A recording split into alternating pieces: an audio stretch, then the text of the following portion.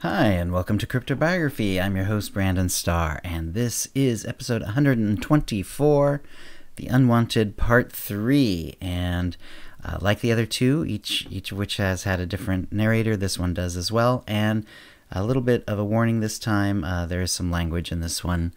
But I hope you enjoy. This is also the completion of this story, so I hope you enjoy that as well. I would suggest if you happen to be picking this up for the first time, probably best to listen to this one from the beginning, because there's lots of references to what's going on, and it might be sort of hard to tell what's going on otherwise. But I hope you enjoy it, and here we go. A few miles away, Randall sat in his truck. He felt like shit. He'd let that little pissant, what was his name again? Scare him away. If he'd thought it through, he would have stepped out of the truck and belted him in the mouth.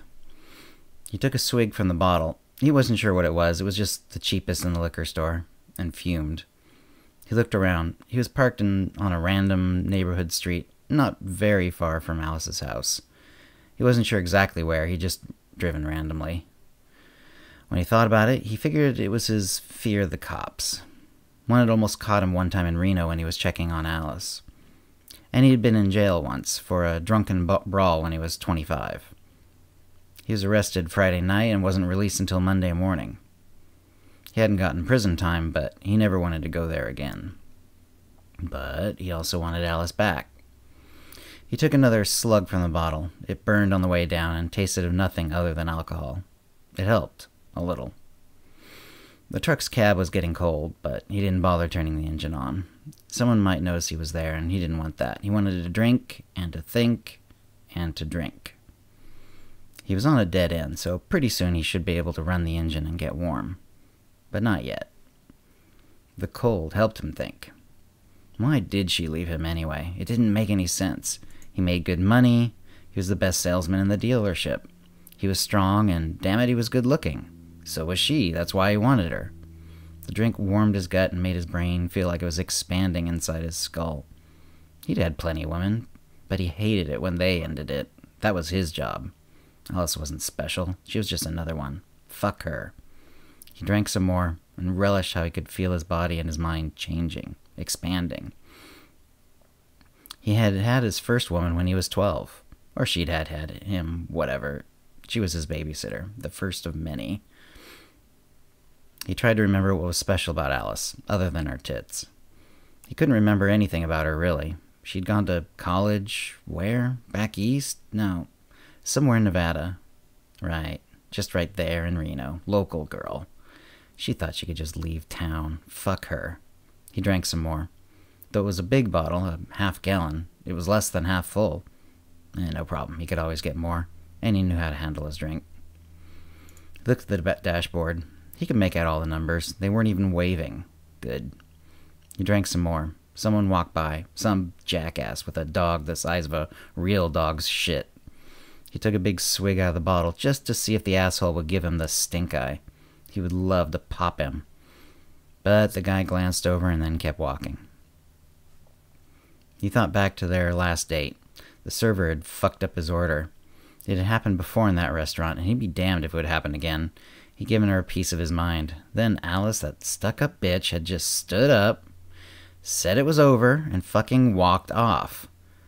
Like he shouldn't get the food he ordered. Like that was some reason not to date.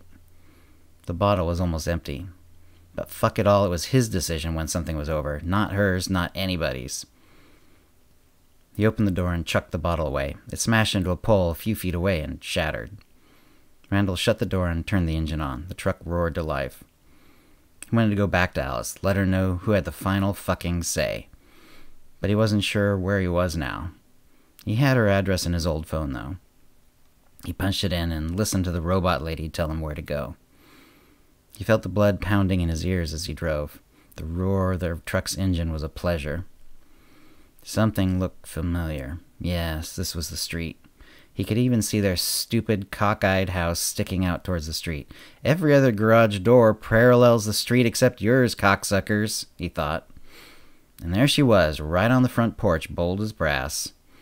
He turned sharply into their driveway and punched it. He didn't care. It would just scare her. Then he could jump out and really tell her off. He could pay for any damages with his fucking pocket money. The next thing he knew, he was waking up. His head hurt like crazy, and he didn't recognize the ceiling, which was some sort of white acoustic tile. The light hurt his eyes, and he squinted. It didn't help much. His head hurt anyway.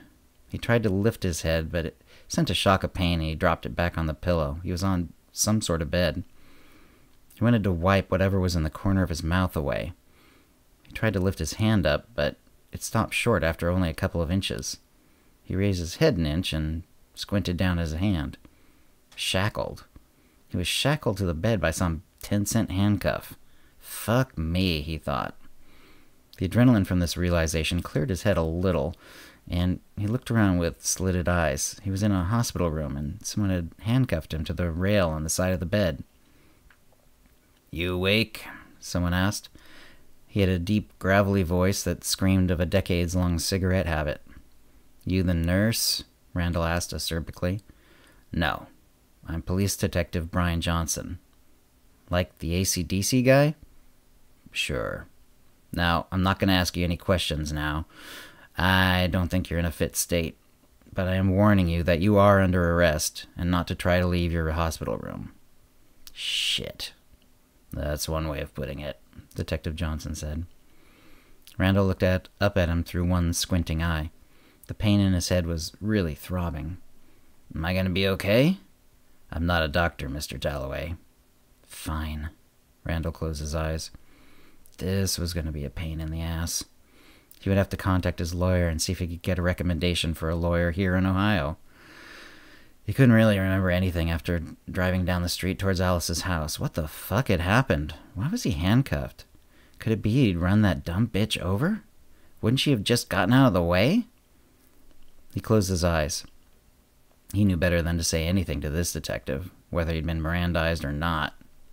Especially since he didn't know what they were even going to charge him with. Drunk driving, reckless driving, stolen plates, assault, murder? It's always me, he thought. Everyone's out to fuck me over.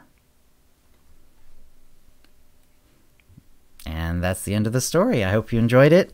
If you have any comments or questions about this episode or previous episodes, CryptoBiography@gmail.com, or hit us up on Facebook or Twitter. And thanks for listening.